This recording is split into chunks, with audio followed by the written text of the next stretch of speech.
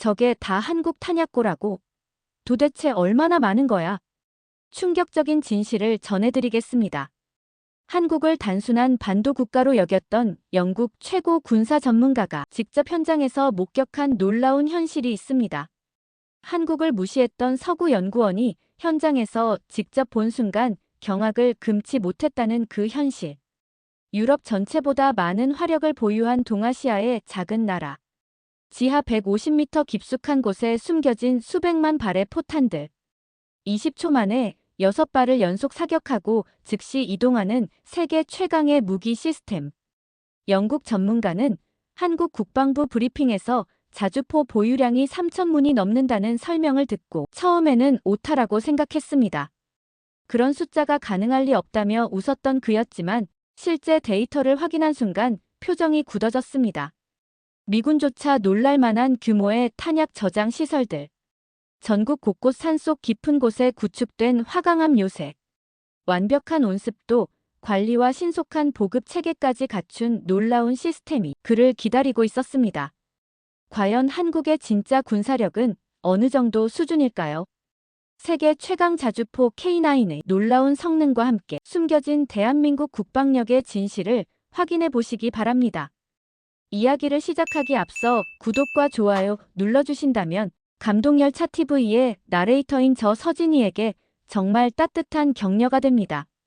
또한 여러분의 관심이 더 많은 감동 이야기를 전해드릴 수 있는 저의 원동력이 됩니다. 현재 어디서 시청하고 계신지 아래 댓글로 남겨주세요.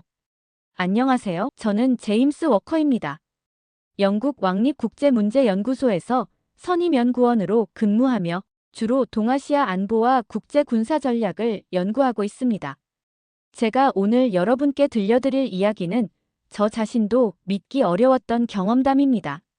지난해 가을, 저는 동아시아 군사력 분석 보고서 작성을 위해 한국 출장 명령을 받았습니다. 솔직히 말씀드리면 당시 저에게 한국은 그저 미군 기지가 있는 작은 반도 국가 정도의 인식이었어요.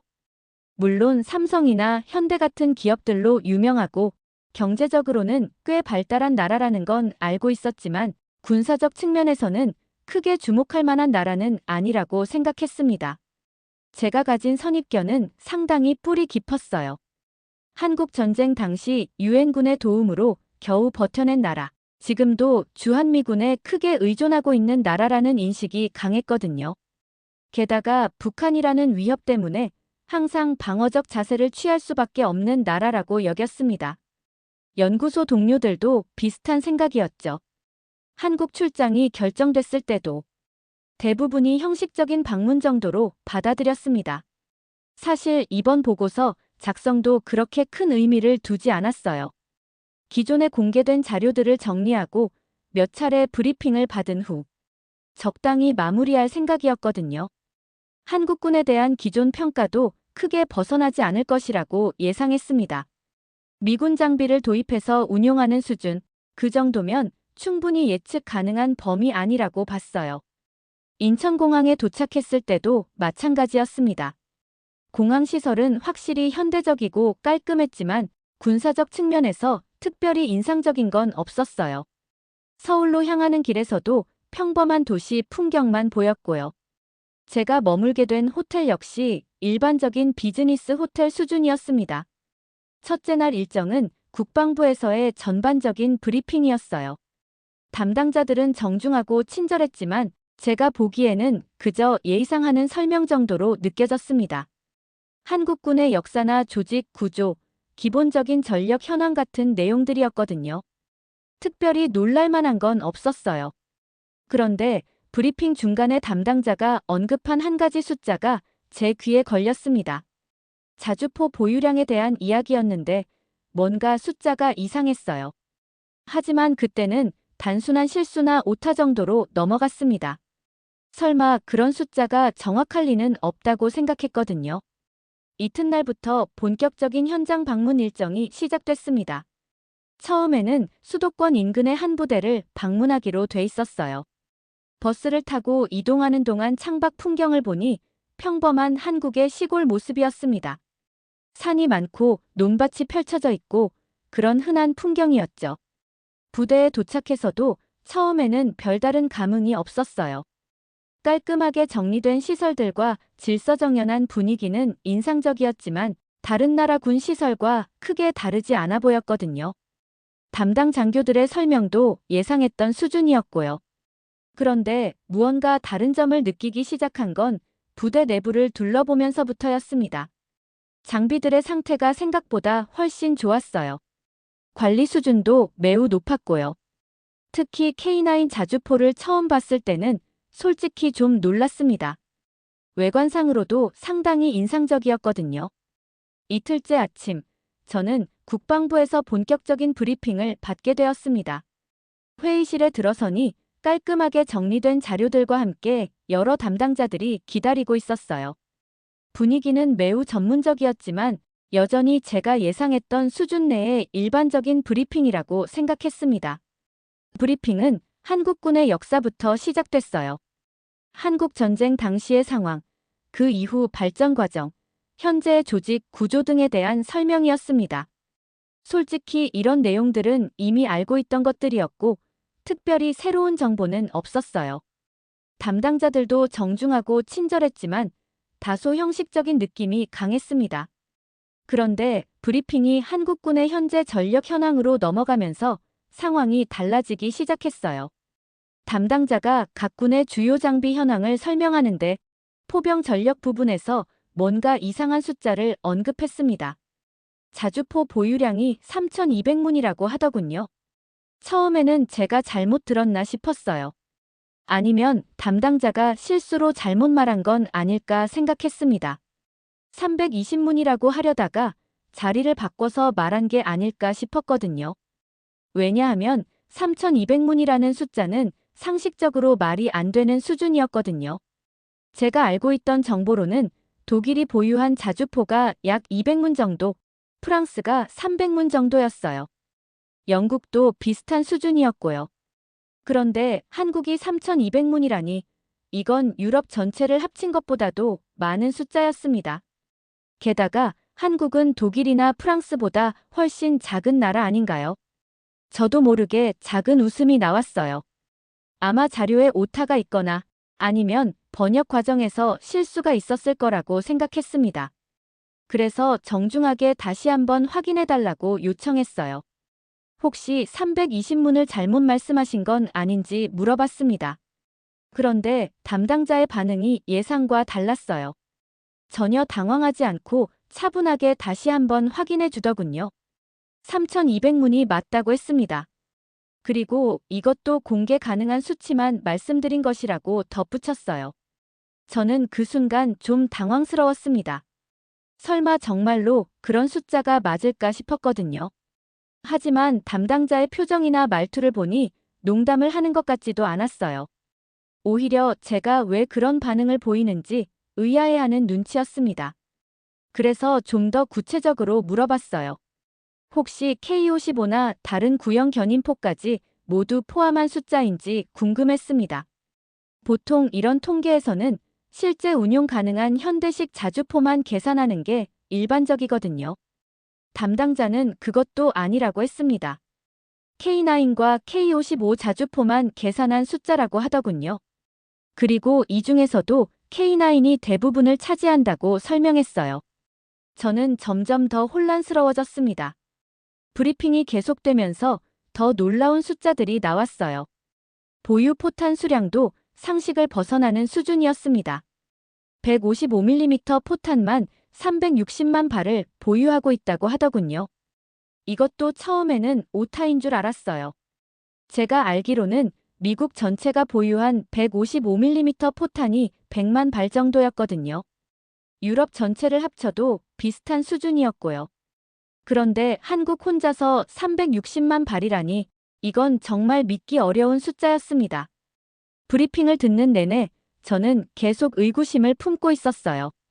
혹시 한국 정부가 과장된 정보를 제공하는 건 아닐까 싶었습니다. 아니면 제가 뭔가 잘못 이해하고 있는 건 아닐까 생각했고요.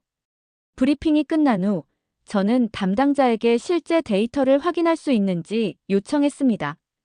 여전히 제가 들은 숫자들이 정확한 것인지 의심스러웠거든요. 담당자는 흔쾌히 승낙하며 별도의 자료실로 안내해 주었습니다. 자료실에서 받은 공식 문서들을 보는 순간 저는 완전히 얼어붙었습니다. 제가 들었던 모든 숫자들이 정확했어요. 아니, 오히려 실제 수치는 더 놀라운 수준이었습니다. K9 자주포만 2,800문, K55 자주포 400문으로 총 3,200문이라는 숫자가 명확하게 기록되어 있었어요. 더욱 충격적인 것은 이 숫자들이 단순히 보유량이 아니라 실제 운용 가능한 전력이라는 점이었습니다. 창고에 보관만 되어 있는 장비가 아니라 언제든지 실전에 투입할 수 있는 상태로 유지되고 있다는 뜻이었거든요. 저는 그 순간 제가 얼마나 무지했는지 깨달았습니다. 포탄 보유량 자료는 더욱 놀라웠어요. 155mm 포탄 360만 발이라는 숫자 옆에는 세부 분류까지 되어 있었습니다. 고폭탄, 연막탄, 조명탄, 유도탄 등 종류별로 정확하게 분류되어 있었어요. 그리고 이 모든 포탄들이 전국 각지의 탄약고에 분산 저장되어 있다는 설명도 있었습니다. 제가 정말 놀란 건 생산 능력에 대한 정보였어요. 한국의 방산업체들이 현재 연간 20만 발 이상의 155mm 포탄을 생산하고 있다는 것이었습니다. 이는 미국의 생산량과 맞먹는 수준이었어요. 게다가 전시에는 생산량을 수배로 늘릴 수 있는 체계까지 갖춰져 있다고 했습니다. 담당자는 제 표정 변화를 보더니 미소를 지으며 말했어요. 대부분의 외국 전문가들이 처음에는 비슷한 반응을 보인다고 하더군요. 한국의 실제 군사력이 외부에 잘 알려지지 않았기 때문이라고 설명했습니다. 저는 그제서야 제가 얼마나 큰 편견을 가지고 있었는지 깨달았습니다. 한국을 여전히 한국 전쟁 당시의 모습으로만 기억하고 있었던 것 같아요. 지난 70년간 이 나라가 얼마나 발전했는지, 특히 군사 분야에서 어떤 성과를 이뤘는지 전혀 파악하지 못하고 있었던 거죠. 자료를 더 자세히 살펴보니 한국의 포병 전력이 단순히 양적으로만 우수한 것이 아니었습니다. 질적인 면에서도 세계 최고 수준이었어요. K9 자주포의 성능 자료를 보니 사거리, 정확도, 연사속도 모든 면에서 서구의 동급 장비들을 능가하고 있었습니다. 특히 놀라운 것은 K9의 자동화 수준이었어요. 완전 자동 장전 시스템을 갖추고 있어서 분당 최대 8발까지 사격이 가능하다고 했습니다. 이는 대부분의 서구 자주포보다 훨씬 빠른 속도였어요. 게다가 사격 후 즉시 이동할 수 있는 기동력까지 갖추고 있어서 적의 반격을 피할 수 있다고 했습니다. 데이터를 보면서 저는 점점 더 혼란스러워졌어요. 제가 알고 있던 한국과 실제 한국 사이에 너무나 큰 차이가 있었거든요. 이런 수준의 군사력을 보유한 나라가 왜 국제적으로 잘 알려지지 않았을까 의문이 들었습니다. 담당자에게 이런 의문을 털어놓자 그는 한국의 전통적인 문화와 관련이 있다고 설명해 주었어요. 한국은 예로부터 실력을 과시하기보다는 겸손하게 숨기는 문화가 강하다고 했습니다. 특히 군사 분야에서는 더욱 그렇다고 하더군요. 오후에는 실제 K9 자주포를 가까이서 볼 수 있는 기회가 있었습니다. 부대 내 전시장에서 K9의 실물을 본 순간 저는 완전히 압도당했어요. 사진이나 자료로만 봤을 때와는 전혀 다른 느낌이었습니다. 크기도 예상보다 훨씬 컸고 세밀한 부분까지 정교하게 제작되어 있었어요. 특히 인상적이었던 것은 K9의 디자인이었습니다. 단순히 기능적인 면만 고려한 것이 아니라 미적인 요소까지 세심하게 배려한 것 같았어요. 각진 외형이지만 어딘가 세련된 느낌이 있었고 색상 배치도 매우 조화로웠습니다. 이는 한국의 디자인 감각이 군사 장비에까지 적용된 결과인 것 같았어요. 담당자의 설명에 따르면 K9은 현재 전 세계 10여 개국에서 운용되고 있다고 했습니다. 노르웨이, 에스토니아, 폴란드, 인도, 터키 등 다양한 나라들이 K9을 도입했거나 도입을 검토하고 있다는 것이었어요. 이는 K9의 성능이 국제적으로 인정받고 있다는 증거였습니다. 셋째 날, 저는 정말 놀라운 경험을 하게 되었습니다. 경기도 어느 산 깊숙한 곳에 위치한 탄약 저장 시설을 견학하게 된 것이었어요. 버스를 타고 1시간 정도 이동하는 동안 창밖으로는 울창한 산림만 보였습니다. 도저히 그런 곳에 군사시설이 있을 것 같지 않았어요. 산길을 구불구불 올라가다 보니 갑자기 거대한 철문이 나타났습니다. 외부에서 보기에는 그저 평범한 산 중턱에 있는 문 같았어요.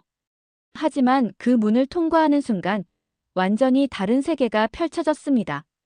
지하로 내려가는 긴 터널이 있었어요. 터널 벽면은 모두 콘크리트로 단단하게 보강되어 있었고 천장에는 각종 배관과 전선들이 정교하게 설치되어 있었습니다.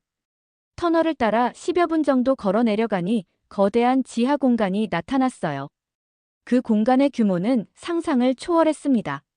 축구장 여러 개를 합친 정도의 크기였어요. 천장도 매우 높아서 대형 트럭이 자유롭게 다닐 수 있을 정도였습니다. 그리고 그 넓은 공간 곳곳에 포탄들이 체계적으로 정리되어 보관되어 있었어요. 담당자의 설명에 따르면 이곳은 지하 150m 깊이에 위치해 있다고 했습니다. 주변이 모두 화강암으로 이루어진 단단한 안반이라서 어떤 공격에도 견딜 수 있다고 하더군요. 게다가 입구가 여러 개 있어서 한 곳이 막혀도 다른 곳으로 출입할 수 있도록 설계되어 있다고 했습니다. 가장 놀라운 것은 보관시설의 정교함이었어요. 각 포탄마다 정확한 위치가 컴퓨터로 관리되고 있었고 온도와 습도도 자동으로 조절되고 있었습니다. 마치 최첨단 물류창고 같은 느낌이었어요. 이런 수준의 관리 시스템은 유럽에서도 보기 드문 것이었습니다. 포탄의 종류도 다양했어요. 일반적인 고폭탄부터 시작해서 유도탄, 연막탄, 조명탄 등 모든 종류의 포탄이 구비되어 있었습니다. 특히 최신형 유도탄의 경우 GPS를 이용해 정확도가 미터 단위까지 가능하다고 했어요. 이는 서구의 최신 기술과 맞먹는 수준이었습니다. 담당자는 이런 시설이 전국에 수백 개가 있다고 설명해 주었어요. 모두 산속 깊은 곳에 숨겨져 있어서 위성으로도 찾기 어렵다고 했습니다. 그리고 각 시설들이 지하 터널로 연결되어 있어서 필요에 따라 포탄을 신속하게 이동시킬 수 있다고 하더군요. 더욱 놀라운 것은 보급 시스템이었어요. 전쟁이 발발할 경우 20분 내에 필요한 포탄을 전선으로 운송할 수 있다고 했습니다. 이를 위해 특별히 제작된 운송 차량들이 대기하고 있었고 전국 각지로 연결된 비밀 도로망도 구축되어 있다고 했어요. 시설 곳곳을 둘러보면서 저는 한국군의 전쟁 준비 수준에 완전히 압도당했습니다. 이런 시설들이 수십 년에 걸쳐 차근차근 구축된 것이라고 생각하니 그 노력과 투자 규모가 어마어마했을 것 같았어요. 담당자는 이 모든 것이 한국 전쟁의 교훈에서 비롯된 것이라고 설명해 주었습니다. 당시 포탄 부족으로 큰 어려움을 겪었던 경험 때문에 절대로 다시는 그런 일이 없도록 철저히 준비하고 있다는 것이었어요. 지하 시설을 나오면서 저는 완전히 다른 사람이 된 기분이었습니다. 한국에 대한 제 인식이 송두리째 바뀌었거든요. 이 나라는 제가 생각했던 것보다 훨씬 더 강력하고 준비된 나라였습니다. 특히 군사 분야에서는 세계 어느 나라와 비교해도 뒤지지 않는 수준이었어요. 넷째 날은 제게 가장 충격적인 하루였습니다. 포천의 한 사격장에서 K9 자주포의 실사격 훈련을 참관하게 되었거든요. 사격장으로 향하는 길에서도 저는 여전히 반신반의하는 마음이었어요. 아무리 좋은 장비라고 해도 실제 성능은 어떨지 궁금했습니다. 사격장에 도착하니 이미 여러 대의 K9 자주포가 준비되어 있었어요. 멀리서 봐도 위압적인 모습이었지만 가까이 가서 보니 더욱 인상적이었습니다. 포신의 길이나 차체의 크기, 그리고 전체적인 균형감이 정말 뛰어났어요. 훈련이 시작되기 전에 담당 장교가 K9의 주요 성능에 대해 설명해 주었습니다. 최대 사거리가 40km에 달하고 분당 최대 8발까지 연사가 가능하다고 했어요. 또한 사격 후 30초 내에 진지를 이탈할 수 있어서 적의 반격을 피할 수 있다고 하더군요. 첫 번째 사격이 시작됐을 때 저는 정말 놀랐습니다. 포탄이 발사되는 순간의 굉음도 강렬했지만 더 놀라운 것은 그 정확성이었어요. 40km 떨어진 목표물에 정확히 명중하는 모습을 보고 감탄할 수밖에 없었습니다. 하지만 진짜 충격은 연사훈련에서 받았어요.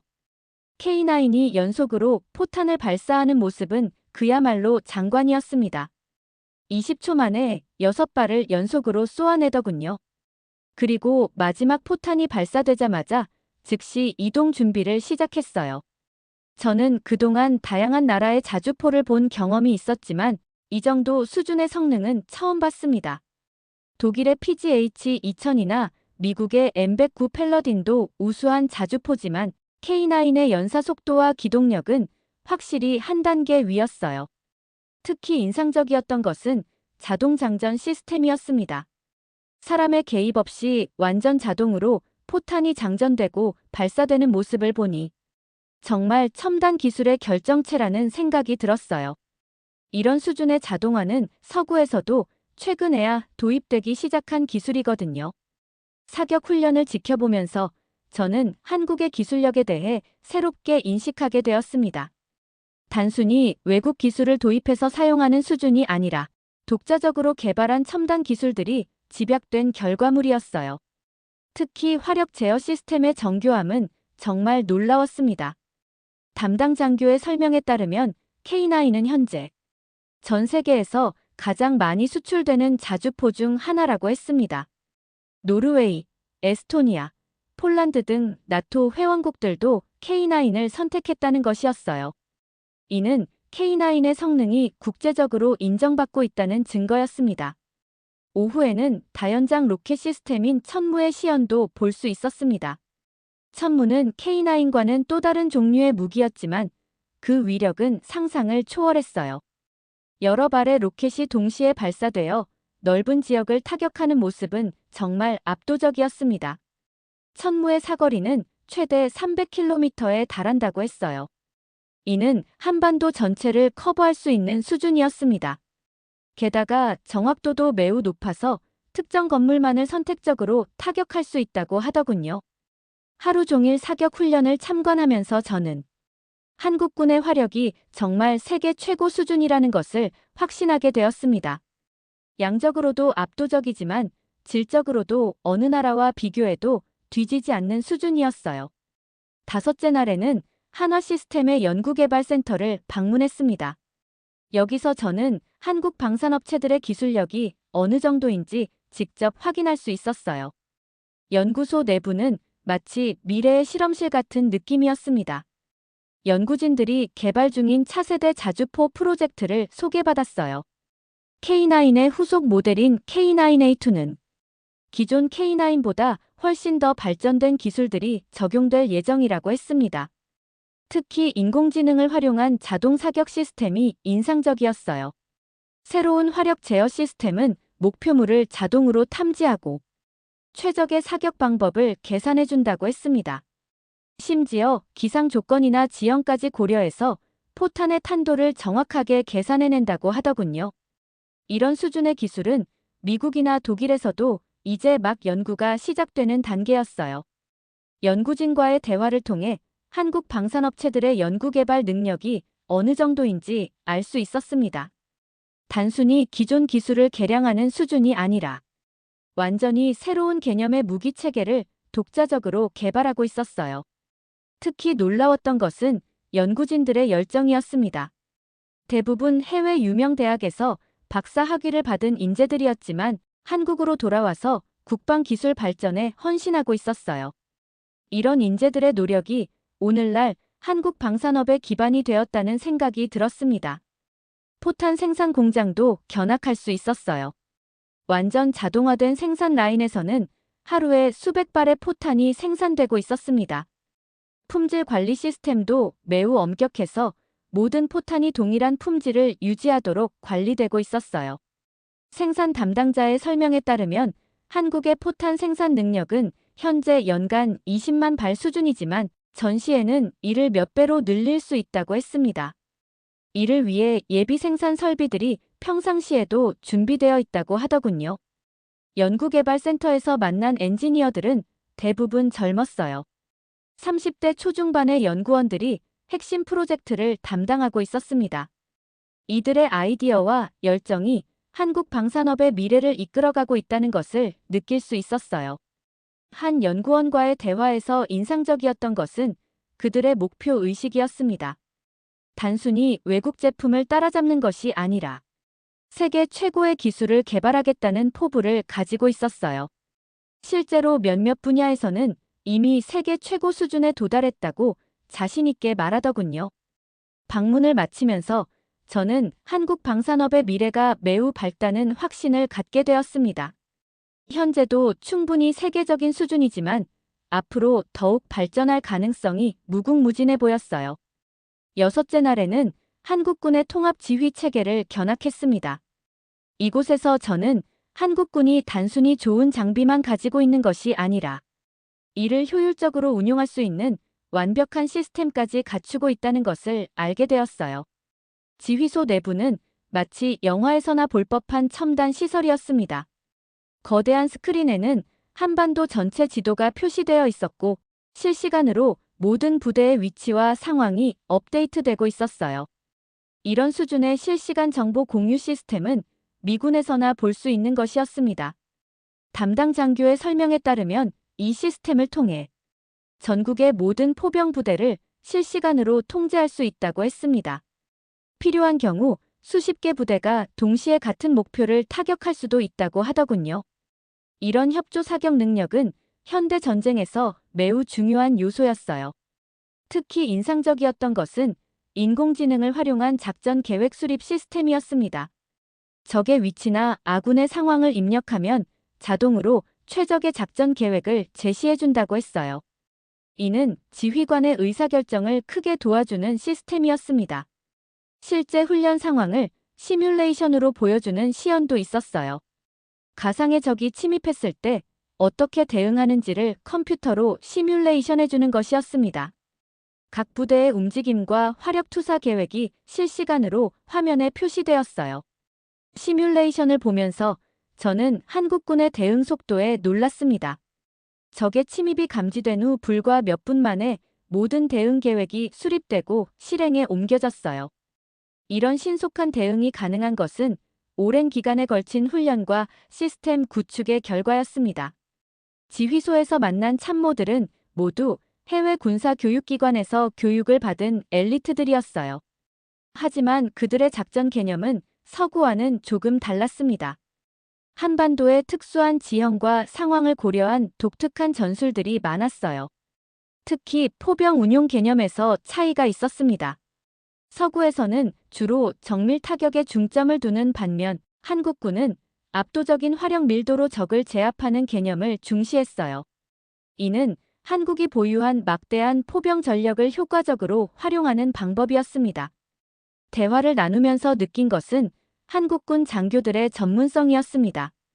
자신들의 임무와 역할에 대해 매우 명확하게 이해하고 있었고 어떤 상황에서도 신속하고 정확하게 대응할 수 있다는 자신감을 보여주었어요.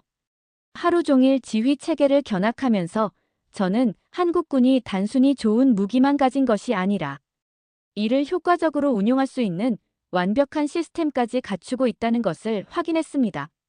일주일간의 한국 방문을 마치고 런던으로 돌아가는 비행기 안에서 저는 많은 생각을 했습니다. 제가 가지고 있던 한국에 대한 인식이 완전히 바뀌었거든요. 한국은 제가 생각했던 것보다 훨씬 더 강력하고 준비된 나라였습니다.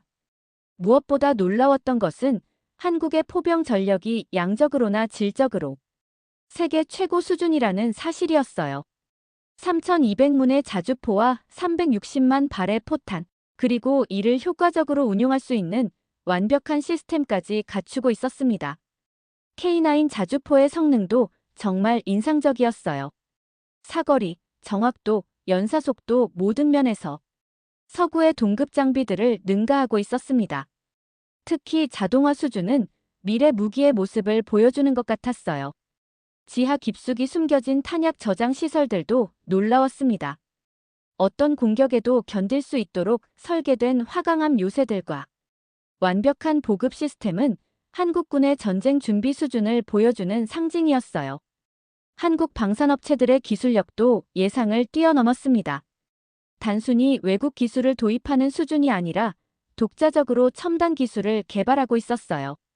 특히 차세대 무기 시스템에 적용될 인공지능 기술은 정말 인상적이었습니다. 통합 지휘 체계를 통한 실시간 작전 통제 능력도 놀라웠어요. 전국의 모든 포병 부대를 하나의 시스템으로 통제할 수 있다는 것은 현대 전쟁에서 엄청난 장점이 될 것 같았습니다. 하지만 가장 인상 깊었던 것은 한국군 장병들과 방산업체 직원들의 전문성과 열정이었어요. 모든 사람들이 자신의 임무에 대해 강한 자부심을 가지고 있었고 최고가 되겠다는 의지를 보여주었습니다. 런던에 도착해서 상부에 보고서를 제출했을 때 동료들의 반응은 예상대로였어요. 처음에는 제보고 내용을 믿지 않으려 했습니다. 한국이 그런 수준의 군사력을 보유하고 있다는 것이 믿기 어렵다고 했어요. 하지만 제가 가져온 자료들과 사진들을 보고 나서는 모두 놀라워했습니다. 특히 K9 자주포의 성능 데이터를 보고는 정말 감탄했어요. 이런 수준의 무기를 독자 개발했다는 것이 대단하다고 인정했습니다. 보고서를 마무리하면서 저는 한국에 대한 새로운 평가를 내렸습니다. 한국은 더 이상 미군에 의존하는 약소국이 아니었어요. 포병 전력에서만큼은 세계 최강 수준의 능력을 보유한 군사 강국이었습니다. 한국의 비정상적인 화력은 단순히 무기 수량에만 있는 것이 아니었습니다. 최첨단 기술력과 결합된 질적인 우수성에서도 드러났어요. 특히 자주포와 미사일 기술력은 세계 최강 수준이었으며 이는 과거 한국 전쟁의 아픔을 딛고 일어선 결과였습니다. 이러한 강력한 군사력은 동북아시아의 군사적 균형을 유지하는 데 중요한 역할을 하고 있었어요. 미국과의 굳건한 동맹 관계는 한국의 전략적 가치를 더욱 높였습니다. 결국 한국은 화력에 대한 집념을 통해 세계적인 군사 강국으로 발돋움했으며 이는 국제사회에서 한국의 위상을 높이는 데 기여하고 있었습니다. 여러분은 이 이야기를 어떻게 생각하시나요? 우리가 잘 몰랐던 한국의 숨겨진 군사력이 이렇게 강력하다는 사실이 놀랍지 않습니까? 한국은 조용하지만 확실한 포병 강국으로 자리매김하며 세계가 인정하는 군사 기술력을 보유한 자랑스러운 나라입니다. 구독과 좋아요로 응원해주시면 더욱 재미있는 이야기로 찾아뵙겠습니다. 해외 감동 사연을 소개해드리는 감동열차였습니다. 감사합니다.